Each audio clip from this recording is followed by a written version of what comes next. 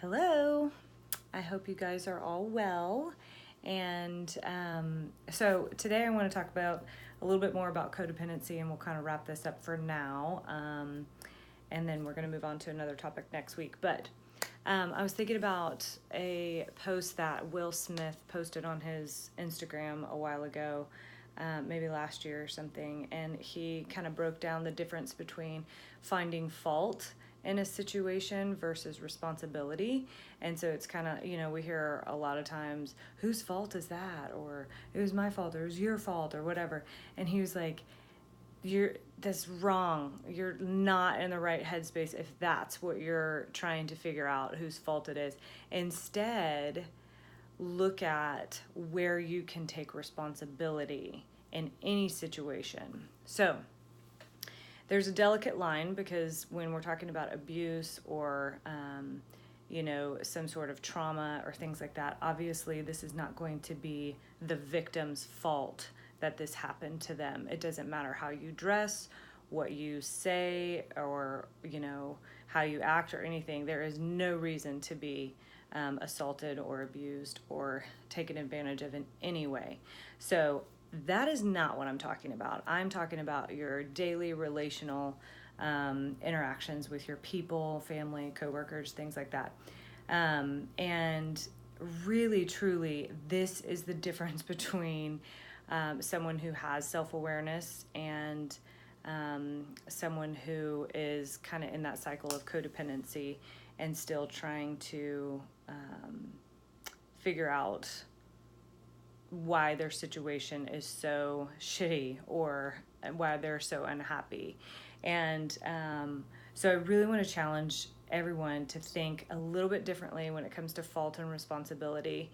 I teach my kids, they'll say, it wasn't my fault. It wasn't my fault. And I'm like, whoa, I didn't even ask whose fault was it or whatever. I'm just saying, who did this, or whose papers are these? It wasn't mine. Beckham did that. I didn't do that. Whatever it is. It wasn't mine. Maribella put that out or something. And so I'm like, I want you to look at this situation. Today it happened to be paper, and they were coloring together, but my son kind of had the paper sprawled out everywhere, and my daughter had maybe a couple pieces of paper on the table, and they were coloring. And then afterwards, I'm like, okay, guys, I need you to clean up the paper. And my daughter kept saying, it's not mine. I didn't do that.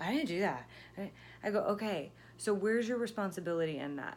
Did you use the pencils that you were coloring with? Yes? Okay, so let's take some responsibility for cleaning those up. Did you use any of the paper? Okay, you were coloring on paper. Let's acknowledge your involvement there and help clean up. Okay, so that's like a really basic literally elementary example of how to start taking responsibility.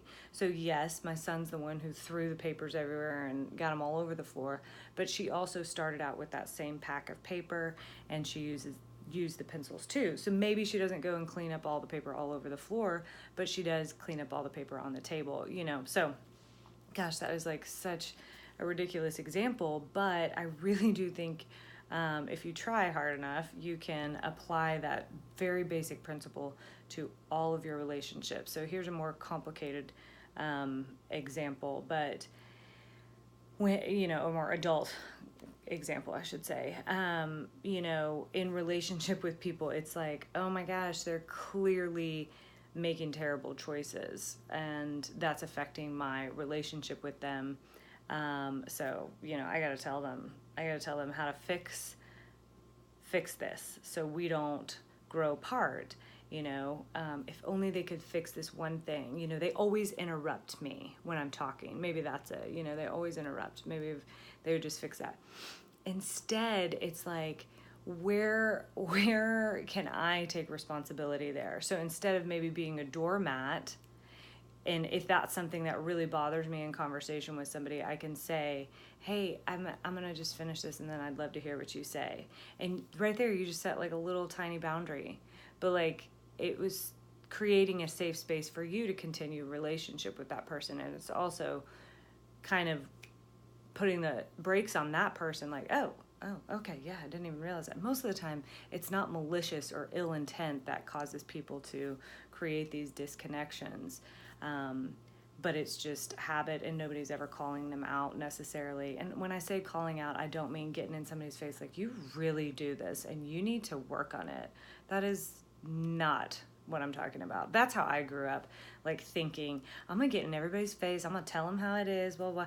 It didn't serve me well. It really just didn't. And so now, I'm really practicing finding my responsibility here. Okay, there's something about this relationship or situation that I don't like.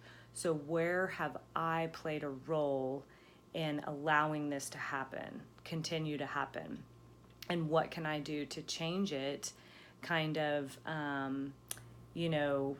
behind the scenes? Like sometimes you don't even have to have an actual conversation. You can just set those little tiny boundaries within conversation, just natural conversation or whatever, or just as you hang out and experience more life together. So that was my thought of the day. Let's really, if we want to connect with people, we have to be highly responsible people and taking full ownership of all of our